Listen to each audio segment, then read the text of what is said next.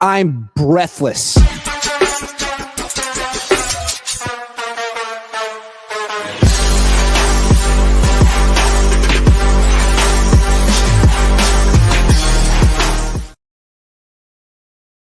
What's up, Grant Cohn? I probably scheduled this for tomorrow like an idiot, but this is my instant reaction if you're smart enough to understand that I'm an idiot and I would always schedule something incorrectly. It's 10:30 in Santa Clara, California.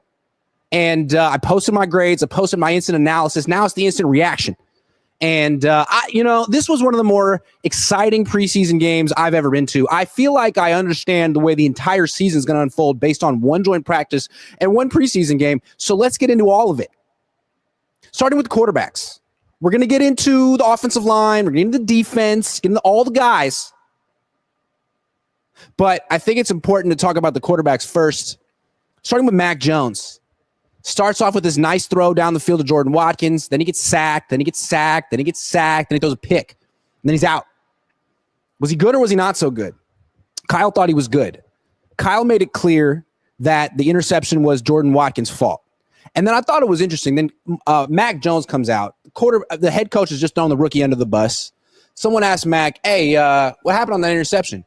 Really an opportunity for Mac to be like, yeah, rookie, got to get on the same page. He was like, Jordan played well today. He's fine. He's coming along. He really sounded like a leader. Had an opportunity to throw a teammate under the bus, wouldn't take it. I like Mac Jones. I know he's not great. Can he move well? No. Is he mobile? Absolutely not. But I like him. For the price, $4 million a year, I like him. He reminds me of a New England Patriots quarterback. Not Jimmy, not Brady. I'm taking it way back to when I was a kid. Reminds me of Drew Bledsoe. An absolute statue. But pretty good pocket passer. Not a great pocket passer, but a pretty good one. I like him. He wasn't great, though. He didn't have a lot of help. He got sacked for various reasons that weren't his fault, and the interception really was him going to his receiver one-on-one, giving him an opportunity. The guy ran the wrong route. So I'm not saying stock up for Mac Jones, but he can only go up from there, probably. Then they got the other quarterbacks, Carter Bradley and Tanner Mordecai. They were so bad. I thought Carter Bradley was Tanner Mordecai at first because Tanner Mordecai's number was 14 all of camp. Then they cut him. Then they gave Carter Bradley Tanner's number. Then they brought Tanner back and gave Tanner Nick Mullins' number. Isn't that messed up to get cut and replaced by the assistant head coach's son, and then he takes your number too, your job and your number? Do he take his girlfriend also? That's messed up. Anyway, they both aren't good. So should the Niners have drafted Shedeur Sanders? I'm just saying, like, they used to talk about how important it is to have a good quarterback room and all that, but their quarterback room is too deep. A few years ago, they went through 4 quarterbacks. Shedeur looks good. He's even cheaper than Mac Jones. He's definitely better than Tanner Mordecai. Definitely better than Carter Bradley. Something to think about. Should they have gotten Shedeur Sanders just to, they could have traded him just to beef up the room and have another trade asset, but they didn't. They got Jordan Watkins instead, who had a nice catch. He's a good, we'll talk about the wide receivers in a second, but for the quarterbacks, it was interesting that Brock Purdy didn't play. None of the starters played. Bo Nix played. Most of the starters in the Broncos played. Patrick Mahomes played in his preseason game. Jordan Love played. Justin Fields played. Most starters played. Most starting quarterbacks played. Matthew Stafford didn't. This is a McVay Shanahan thing. Stafford didn't play. Jimmy didn't play. They gave the whole game to Stetson Bennett over there with the Rams. So for the Niners, Brock didn't play. Mac Jones played 3 series. That to me indicates that the Niners understand that they have 2 quarterbacks in this team. And they really can't expose either one to injury in the preseason because they're going to need both quarterbacks at some point this season. Most teams are going to need 2 quarterbacks at some point this season. So the Rams are being real cautious with 2 quarterbacks. The Niners are being real cautious with 2 quarterbacks. Although it would have been nice to get Mac Jones out there and build up his confidence. It's so interesting what Kyle Shanahan does for quarterbacks, gives them a system, has them feel good, and then boom, kills their confidence. I wonder how Mac feels about what he did tonight. Well, he knows it was Jordan Watkins' fault. Speaking of the wide receivers, so Jordan Watkins starts off good with the long catch down the sideline. He wasn't really open. He didn't have a lot of separation, but the pass was right on the money, hit him in stride, made a nice little contested catch with the DB on his hip. Nice play. But then the rest of the game, the wide receivers who suited up, Watkins, Gage, Hodgins,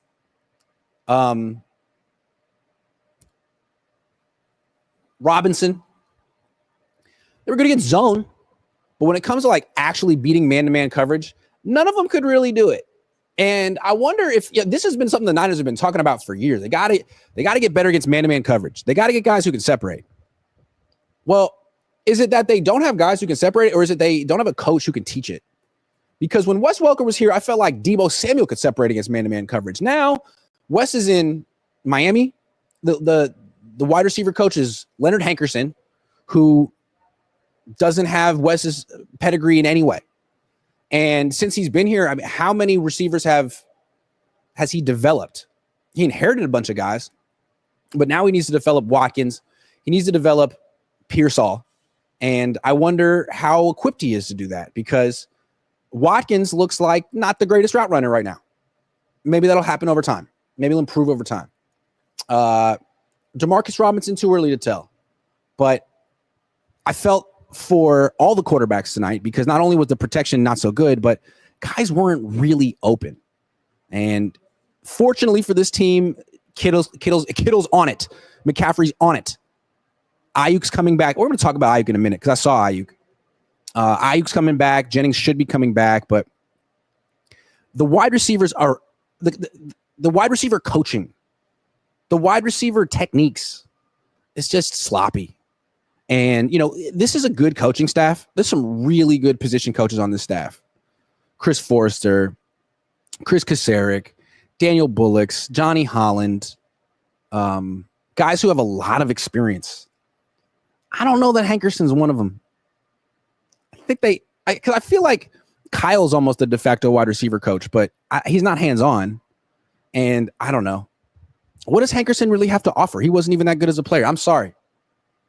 Wide receiver's a little concerning. You got Ricky Pearsall, good player, but I think what was revealed in the joint practices is that he's just not physical at all. Like Jennings and Ayuk are physical. They'll go over the middle, they'll break tackles, they'll block. Jennings isn't going to break it. I mean, Pearsall's not going to break a tackle. He might make a guy miss, but he's not going to run through anyone. He's not going to break a tackle, and he might give effort as a blocker, but he's not going to move anyone, which is fine.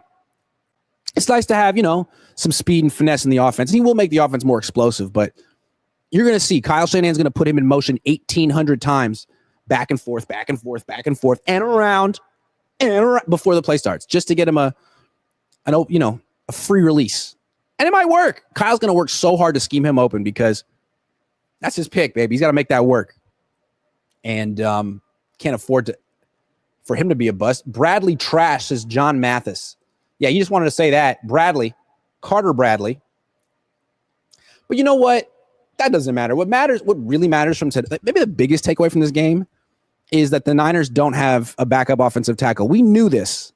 But in the past, like, they had Jalen Moore, who was passable. He's getting $15 million a year right now from Kansas City.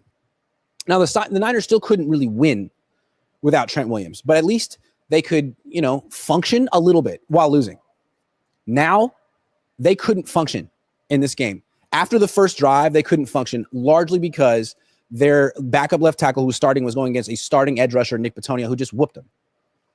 And, he's going to have to face other guys like that if he ever has to play, because he's backing up a Hall of Fame left tackle who misses at least 2 games a year. And since Trent Williams has joined the team, the Niners are 4-12 without him. That's incredible, considering they're so successful with him. And it makes sense, because he's the offense. There's no backup for him. If he's the running game. When he's on the field, the Niners can run the ball to their left at will, dominantly. When he's not out there, they can't run the ball anywhere at will, dominantly.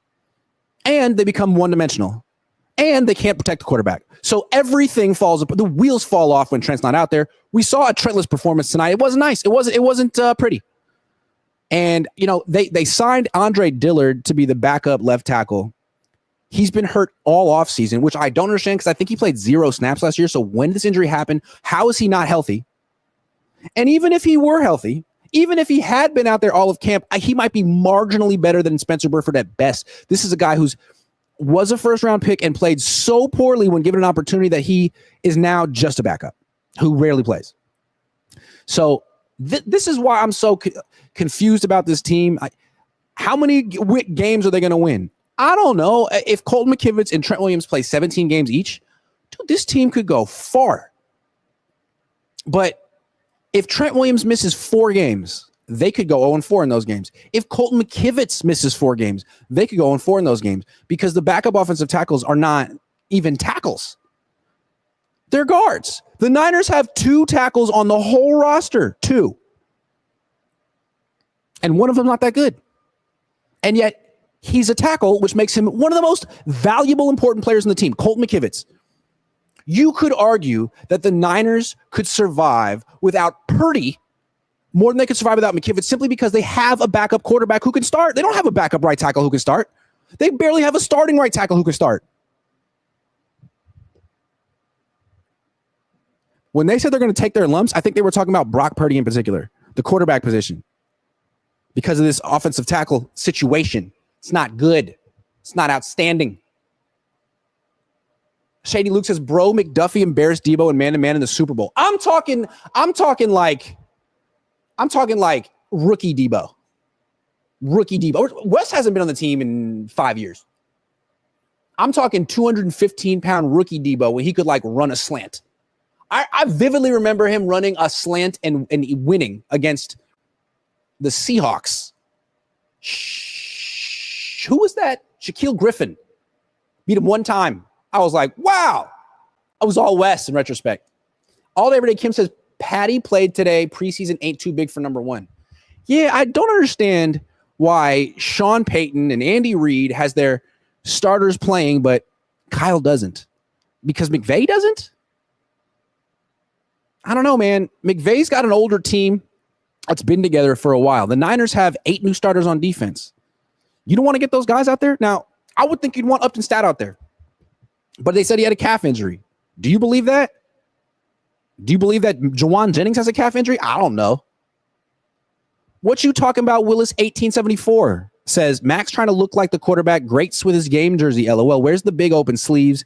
Jersey not the fitted. I don't know. First thing I noticed with Mac. Yeah, he's a little awkward. A little awkward. All right, let's talk standouts who weren't rookies. I had 3, all on defense. I don't know who really was that exciting on offense. But on defense, it's funny. We're all waiting for Kalia Davis. Excuse me. I just gave it away. We're all waiting for CJ West, Alfred Collins. And I'll talk about them in a minute. But the most impressive defensive tackle was neither of them. It was an undrafted rookie who I'll get to in a minute, and Kalia Davis. Kalia Davis has been on the team, 4 years now? He's been hurt the whole time. He had a good offseason last year, got hurt, missed, and it derailed him. Could happen again. This guy's been hurt, and I don't want to, knock on wood. But don't get your hopes up too much. What he has to do is stay healthy, but for the last 2 off seasons, when healthy, he's looked kind of dominant. He was the best defensive tackle in the game today. He's a hell of a bull rusher. And really all the things that I got excited about CJ West in training camp, Kalia Davis displayed today in an actual game. So shout out to Kalia Davis. He should probably start week 1 at one of the defensive tackle spots because he's earned it. He's disruptive. He can get in the backfield as a pass rusher and as a run defender. I like him. He's a guy they drafted who they didn't give up on and has improved over time. So Kalia Davis 1. Tatum Bethune left the game for a minute, came back. He was injured, came back. But, linebacker is a tricky position. Some guys test really well, are really fast and explosive. They just don't make the plays. Some guys aren't particularly fast or explosive, but they make the plays. Like Chris Borland back in the day. He was not much of an athlete, but he made a lot of plays despite his lack of athleticism. Tatum Bethune's a little similar. He's not the biggest athlete. He's not the best athlete, but he makes all the tackles. At least when he's on the field in the preseason game. There's something to be said for that. If D Winters is struggling in run defense, yeah, he's a good athlete, but who cares if he's overrunning the play? If he struggles this year, why not give Tatum Bethune a chance? Because he was good in the preseason last year too. He was really good in the preseason last year. And did he get hurt? I don't remember. But that was the star of the second level of the Niners defense. And then in the secondary, Chase freaking Lucas. He was incredible. What, 8 tackles and a pass breakup? And he was like in 2 pressures. He was Kyle Shanahan's secret weapon on third down, rushing the quarterback. Let me tell you about Chase Lucas. I don't take him seriously enough. I didn't before tonight. Here's the thing. He talks a lot. Talks a lot of crap. He's a very loud person. And he's like last season, he's always talking in the locker room, really loud. And it's like, dude, you're on the practice squad. Can you chill, please? But it's like, it's who he is. And then the joint practice, he got in like 3 skirmishes during special teams drills and was the only player on the Niners who was really trying to start a fight, it seemed like to me. But he didn't. There was no fight started. He didn't participate in fights. And today he balled the hell out. So maybe he's just a feisty, energetic defender. Maybe he's exactly the kind of guy you want playing cornerback. I don't know. But former undrafted free agent, I believe, who's been on the practice squad for a minute. He should probably make this team. They should keep him over Trey Brown, who the veteran they signed this offseason. I'm tired, but not tired. The veteran they signed this offseason from Seattle. He was an outside guy. They moved him in a nickel. He's atrocious. So keep Chase Lucas instead. I thought Dallas Flowers was disappointing. They brought him in. They're talking about him like he's some diamond in the rough. He had a penalty for automatic first down. He missed a tackle. He had 1 tackle behind the line. He's okay. Kick returner? Darrell Luter Jr. had one of the biggest brain farts I've ever seen. He just started covering nobody mid-play. He was like, I got this patch of grass right here. I got this fucking patch of grass right here is mine. And no one. Yeah, man. Then the guy was wide open in the end zone. I think that was his fault, but I don't know for sure. I want to like Darrell Luter Jr., and I still have a feeling that somehow he's going to get cut by the Niners, go somewhere else and be solid, but he hasn't been that great. Why am I tired? He had a nice pass breakup in the end zone, though, and I was going to put him in like the stock up section, but then he gave up that touchdown, and I had to say stock down, unfortunately. Shady Luke says, I think depth could be the Niners' downfall. How do you feel about the overall depth right now? I think it's awful, and that's why I feel like picking them to win or lose is a week-to-week proposition. If they can't afford to not have any of their core. They need Trent. They need both offensive tackles, both corners, all 3 corners. You can't not have Upton Stout unless Chase Lucas is the real deal. You can't not have Renardo Green. You can't not have Diamonor Lenore. You can't not have Colton. You can't not have Trent. You really need McCaffrey. You really need Bosa for Warner. Like, if you don't have one of those guys, I don't know if they're going to win that week. So, yeah, the depth is a problem. And the depth is a problem because they gave these contracts to Kittle and Warner and Purdy. They decided that giving those 3 guys raises was the smart move. And it might have been. But the consequence is you lost Talanoa Hufanga. You lost Dre Greenlaw. You lost Jordan Mason. You replaced none of them. You're hoping a bunch of journeymen and rookies can bail you out. You're hoping 8 older veterans can carry the deck, maybe. But then it's like, look at how the Niners are constructed compared to the Broncos. The Broncos are just a flat out better roster than them. Now the Niners core might be better. When healthy, the Niners might be better than that team, but Denver has depth. The Niners don't. There's a lot of teams that have depth too. Like Minnesota has depth. You know why? Because they're not paying a quarterback. You know why Denver has depth? Because they're not paying a quarterback. You know why the Niners used to have depth? Because they weren't paying a quarterback. No one did that better than the Niners. The not paying a quarterback thing and winning. Now they paid a quarterback. And yeah, I understand. Brock's a good guy. Everyone likes Brock. Brock worked hard. Brock earned it. Love it. But if he doesn't play like he did in 2023 for the rest of this contract, he's overpaid. If he doesn't play like he did in 2023, they're not going to go back to the Super Bowl with him on this contract. And I don't know if he can play like that anymore because was he a better quarterback in 2023 or was the team better in 2023? I don't know. I don't know. All day, every day, Kim says this is the best time to be an NFL quarterback. You can win 6 games with no game-winning drives the previous season and still make $250 million for being average.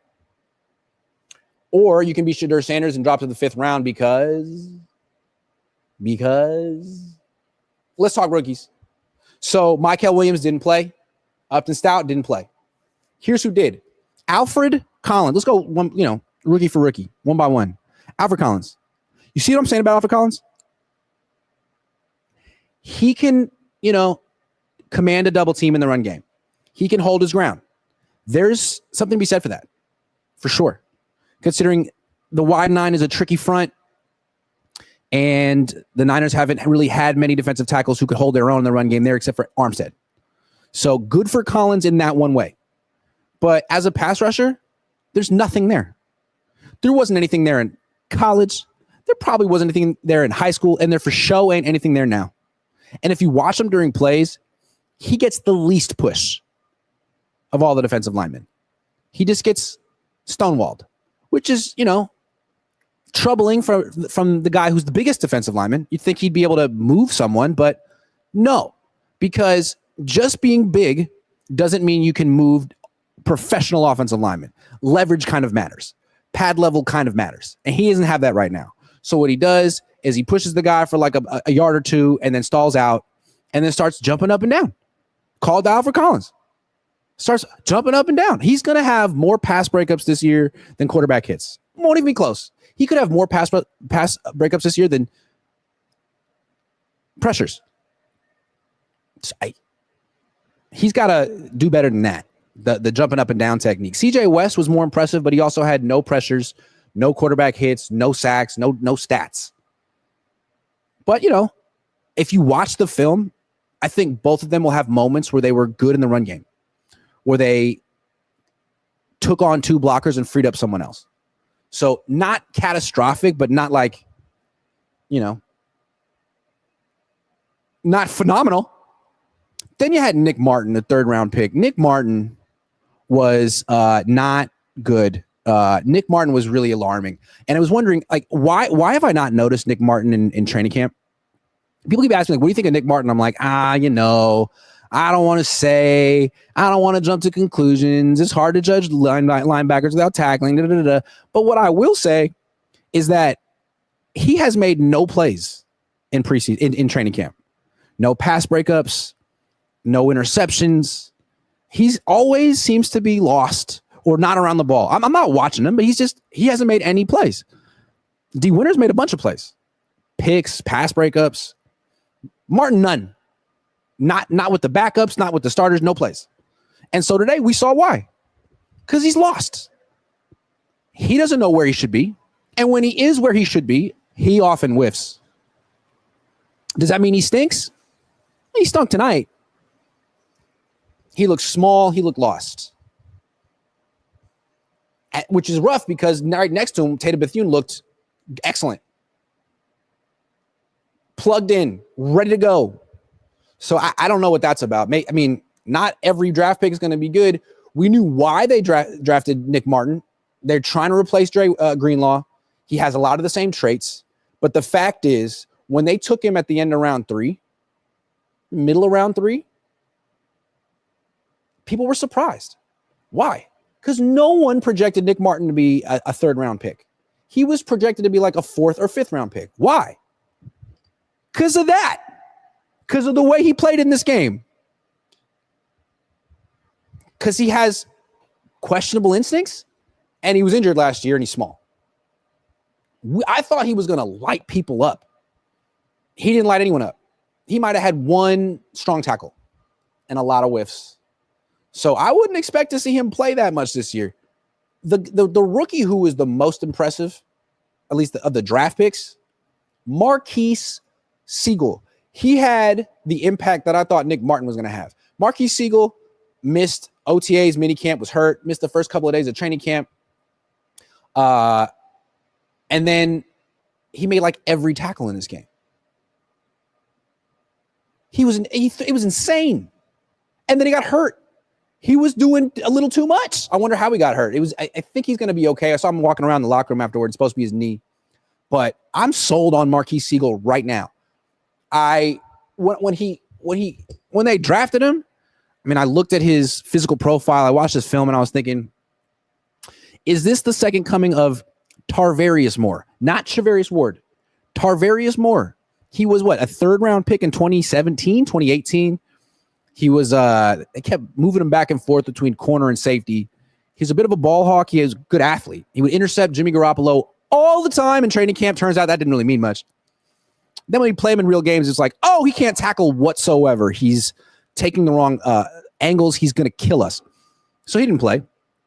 Siegel is not that guy. Siegel can tackle. Siegel can hit. He's built like a corner. He hits like a linebacker. He has 4.3 speed. He should be the starting free safety. No offense to Jason Pinnock, but come on. This guy might be special.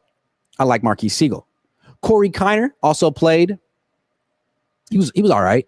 I'd like to see a little bit more from Corey Kiner. He didn't have that much space to run. Who else am I forgetting? Jordan Watkins wasn't great. Sebastian Valdez. Sebastian Valdez was the Niners' best rookie defensive lineman in this game. And I think what's interesting about him is he's not like West and Collins. He's not 320 pounds, 330 pounds. He's not trying to tie people up and eat up double teams. He is a penetrator. He's working edges. He can bull rush too, but he's going to get in the backfield. He's going to make tackles. He's going to pursue sideline to sideline. He's in great shape. He's fast. He doesn't have a lot of body fat. He's strong as hell. His teammates call him the Hulk. He's going to make the team. Sebastian Valdez went to Washington. So not a bad day for the rookies, really. It's just this, I mean, it was a bad day for Spencer Burford. It was a good day for Juwan Jennings. But a bad day for Spencer Burford, although he's been having some. Shady Luke says, I don't think it's paying the quarterback. It's the fact that the bad drafts have or might have caught up. Well, it's both. Because when they weren't paying a quarterback, they could pay their way out of those problems. They could go trade for Christian McCaffrey. They could go bring in Javon Hargrave to replace Javon Kinlaw. They can't do that anymore. So, yeah, they are at the mercy of their drafts. And I think what's ironic is the Niners have told themselves that they got away with the Trey Lance debacle. It's all good.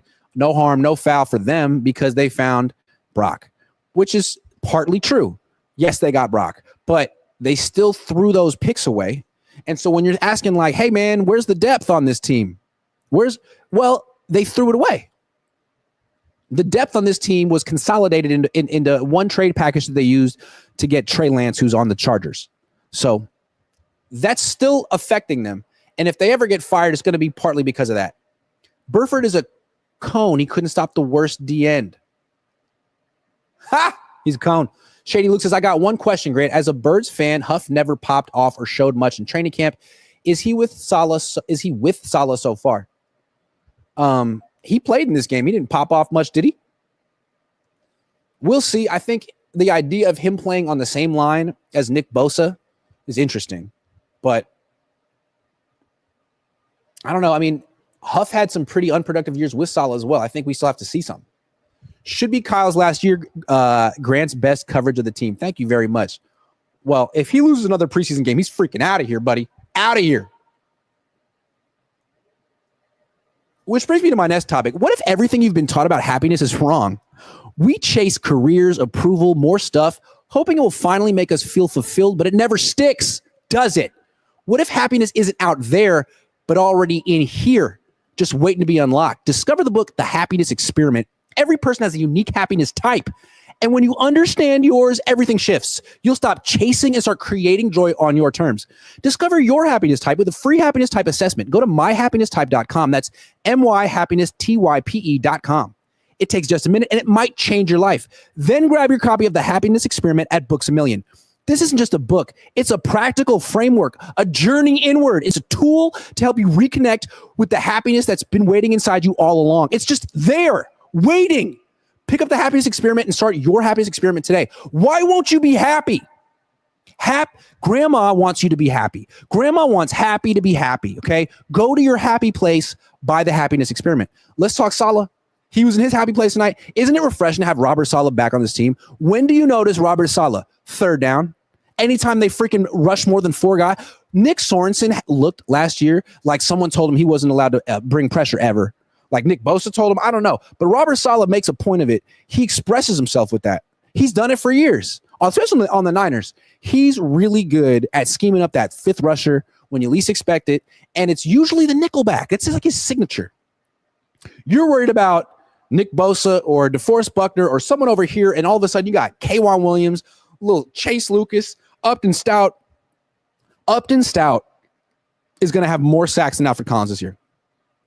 Upton Stout, I'm using my hand like Bill Clinton. Upton Stout is going to have more sacks than Mykel Williams this year. How about that? Because of the way that Robert Saleh is going to use him in this defense. I'm excited. I love watching Robert Saleh do his thing. You know why? 1, he's really smart. 2, he constantly evolves. There's new stuff he does, as opposed to the other guy who does a lot of the same stuff. And it works sometimes, but Saleh does new stuff. And I like the newness of the stuff that he does. So if you're feeling like, you know what, they lost a preseason game, but it doesn't matter because it was preseason, and I'm feeling optimistic about this team, probably because of Saleh, probably because of Siegel, probably because of the defense. It might be because of the offensive line. It might be because of the wide receivers. You might be crazy, but it's probably because of Saleh. So that's the good news of this 30-9 blowout. Kyle Shanahan kills me. First of all, you don't play the starters, but he's talking about taking lumps. I'm sorry. I'm thinking a coach who was expecting to take lumps and lose games early in the season that they should win because players are going to be unprepared might want to play some of the starters considering every other team does. And it's like, why don't they play the starters at all? Oh, because they're trying to protect it from injury. The Niners are awful at that. What team is worse at protecting their players from injury than the Niners? Maybe if they played more, they wouldn't get injured as much. Maybe if they stretched. It is so bizarre watching on this field right here before the game, like 70 Broncos stretching on the ground, static stretching, while the Niners are running around. And we wonder why they pull hamstrings. It seems like you got one coach over here who commands respect, Sean Payton, Super Bowl champion, my way or the highway, and Kyle, the players coach. I don't know. So there was that. I thought it was strange. But then the weirdest part, okay, you got the backups in. They're facing the Broncos defense. That's not particularly fair. Someone could get hurt. I mean, you got Spencer Burford out there. You kind of need Mac Jones. And everything was going well in this game. Getting the ball out of his hands. He was protected until what'd he do? Oh, he called the Kyle Shanahan special. Play action. Luke Farrell goes across the formation from right to left on a pass and tries to block Nick Bitonio, one of the best edge rushers in the league. If you didn't watch the game, here's a spoiler. Luke Farrell didn't make the block. I know. I thought he would. But no, he didn't. And Bitonio beat him easily and then sacked Mac Jones. Not what you want. Fortunately for Mac Jones and the 49ers, he didn't tear the UCL in his elbow, which is what happened when the last time Kyle had a backup tight end blocking an edge rusher. That was Tyler Croft against Hassan Reddick. That was a classic of the genre. And Kyle Shanahan, true to form, took a lot of credit and thought about it for years and evolved and changed. No, I'm just kidding. He just got a new backup tight end and told himself that it was Croft's fault that Brock got hurt. And now that he has Farrell, that he can go back to calling those incredible pass concepts. And Farrell showed just how brilliant that is. Farrell is on the team to do what he did today. not to catch passes, to block for play action, to block defensive ends. Guess what? He can't do it. You know why? He's a tight end. Simple as that. George Kittle couldn't do it consistently. And he's going to keep doing it. He's going to watch us today and be like, we just got to rep it more. I need more reps for Luke Farrell blocking. Luke, you're blocking Nick Bosa today. That'll go well. It'll go really well. I wish Kyle would be a little bit more like, dude, do that with Brock Purdy at quarterback again. Make it. I bet you won't. If Kyle Shanahan gets the $53 million man hurt because Luke Farrell had to block someone who's 275 pounds, that's on Kyle. It's a lot at stake now, Kyle. You got to actually protect the franchise. It's not next man up now. Even though I'm a big Mac Jones fan. The biggest, perhaps. All right, I want to talk about Brandon Ayuk, and then I'm out of here. So Brandon Ayuk is he's the biggest enigma on the team. He didn't talk much early in his career. He was the head down grinder. Almost a victim, too. He got put in the doghouse for no good reason. Never really explained. And then all of a sudden, keeps his head down, has this incredible breakout performance season in 2023, where he's like legitimately one of the best, 5 best, 10 best wide receivers in the league for that one season.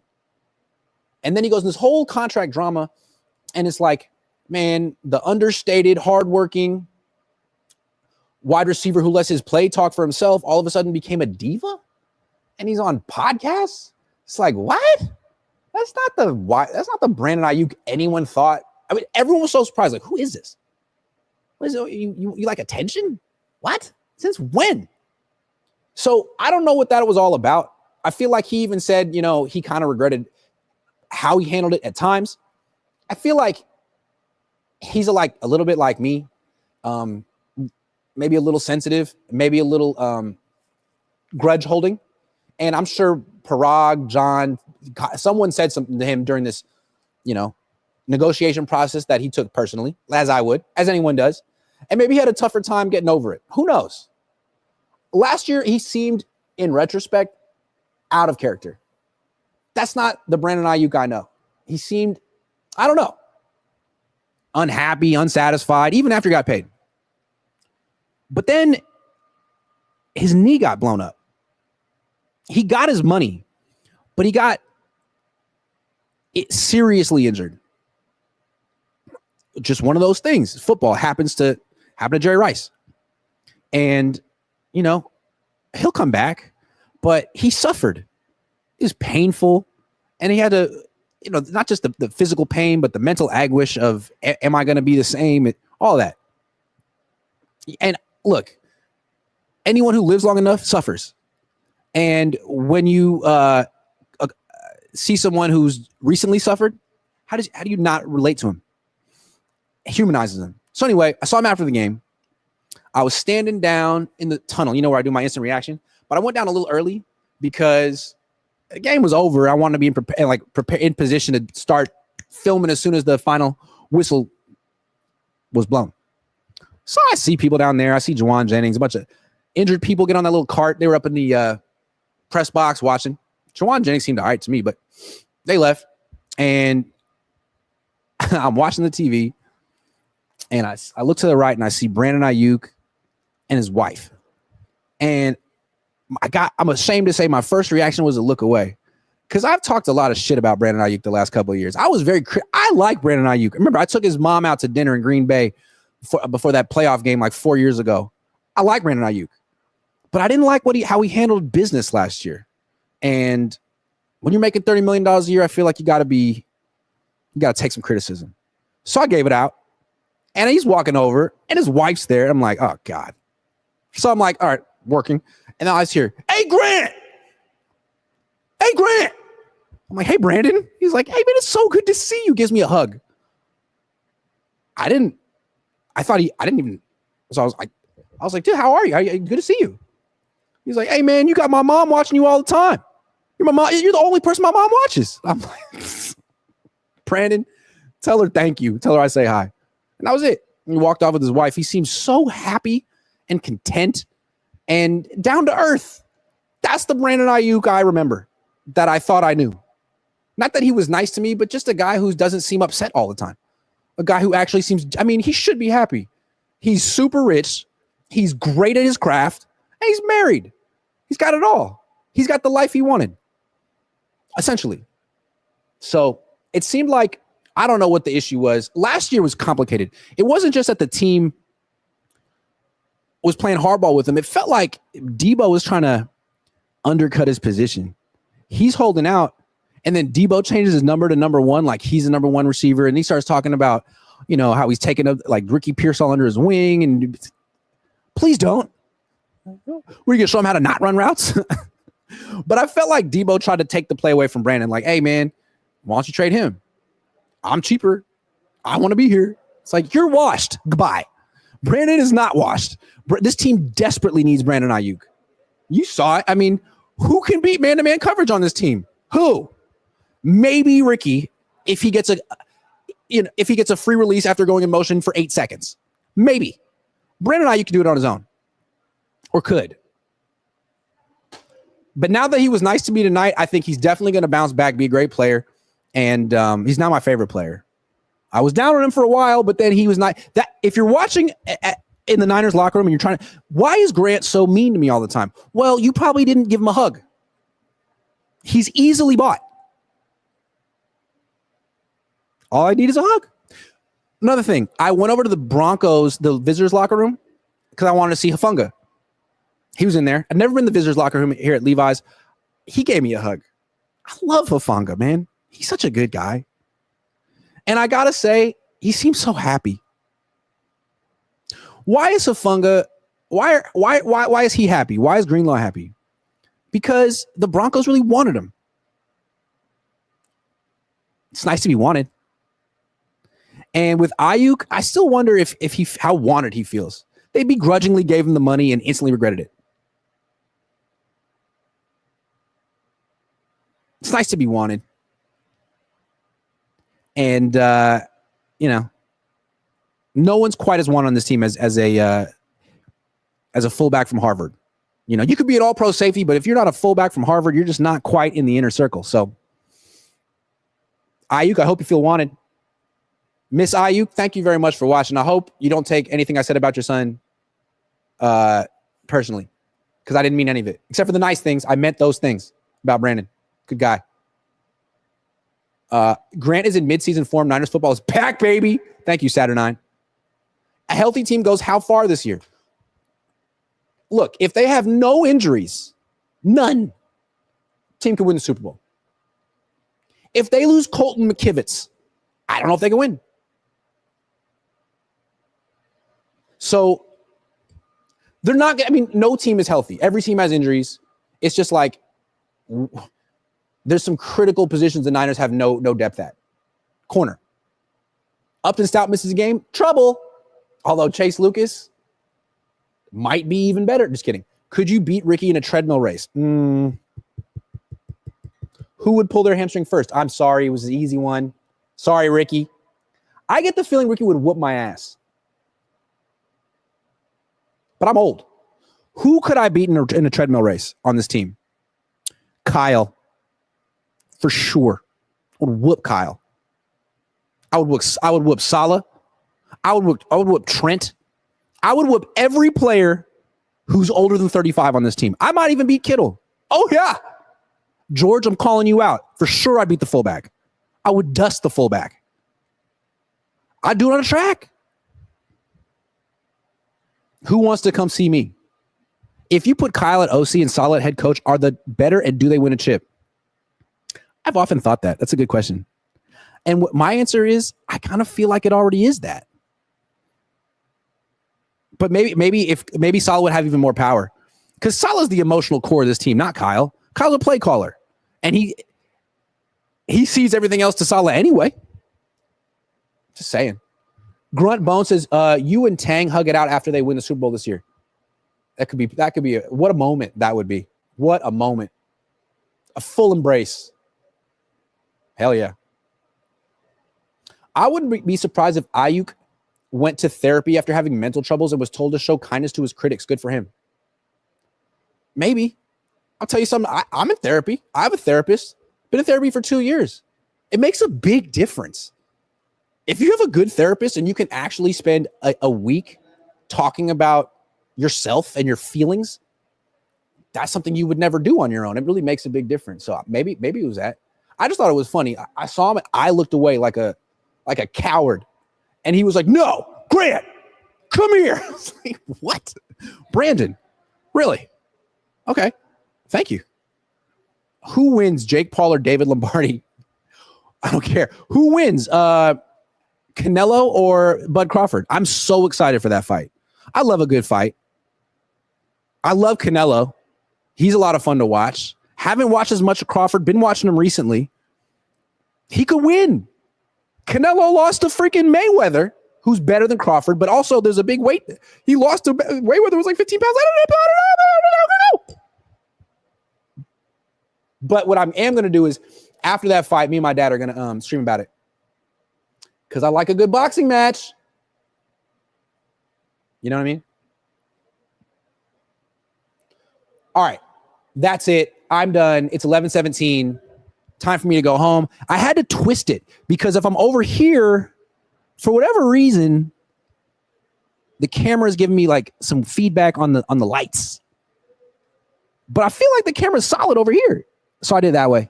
I did it my way on this one. I'm at Levi's. You can tell that I'm at Levi's. But I mean, you saw the field, right? So like now you get a little bit of like a view of the stands. Kind of nice. Clean your camera. Is it that? I am just using the camera on my laptop. At home, I have the nice Sony. I don't bring that out. You know what I mean? Because I could lose it. But I have another webcam. Maybe I'll bring the webcam back. Do you want Kinlaw to hug you like Ayuk? I've been waiting so long, man. Javon, if you're out there, one hug. I think it could be good for both of us. Cathartic. But we already shook hands. I think maybe the hug. Do you think if Javon saw me like one day he'd like be happy to see me? Maybe not. I will say the other day I was like walking out of the Niners interview room and there were a bunch of like Broncos walking past it to the Broncos locker room. And one of the guys that I like rolled up on unexpectedly was Mike McGlinchey. And I was happy to see him. I was like, "Mike, hey." And he looked at me like he was like, "Hey." Like, "I didn't forget what you said about me, jerk." And I was like, "Yeah." So I try to create a little bit of small talk like, "Hey, like, how's it feel to be back?" He was like, "Well, it's a longer walk this time to the visitors' locker room." I was like, big gulps, eh? Well, see you later. So that was that. I have a feeling me and Mike McGlinchey aren't going to have a masculine embrace at any point, but that's okay. You know why? Because Ayuk likes me. That's right. Ayuk. Put that in your pipe and smoke it. Good question. All right. I'm out of here. I'll be back tomorrow with Ryan. Stay tuned. What about a hug from Kyle? I brought him a shot of tequila. He didn't want it. I was trying. He was not interested in my man hug. Why? I have great man hugs. They're firm, yet supple. I'm just kidding. Okay. Thank you. Goodbye. Are you wearing a yarmulke? Why? Because I'm Jewish? Fuck you. Appreciate you, though. Have a good one.